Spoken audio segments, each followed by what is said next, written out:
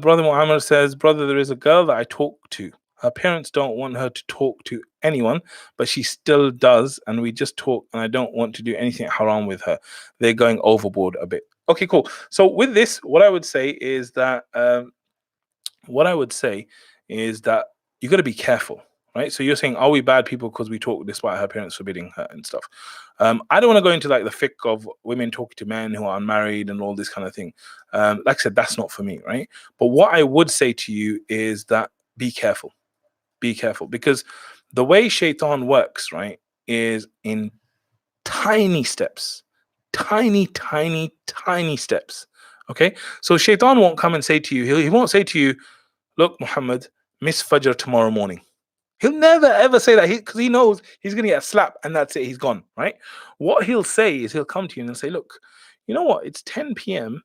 Why don't you do a bit more work right now? Just a little bit. Like, you could just finish off what you're doing. And so you finish off that. And then you're like, oh, look, this cool video on Facebook. You're like, yeah, that's a great video. And then you're watching and you're watching. And before you know, it's like so late. And it's like, oh my God, how am I going to wake up for Fajr? Right? So it's the same thing here. Like, you know, the thing is, like, you're saying, you're talking to her.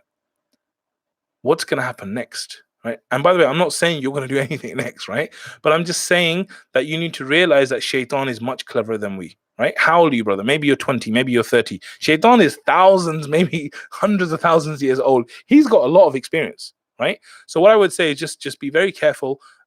Think about your parents. Get opinions from people that you trust about permissibility and things like that.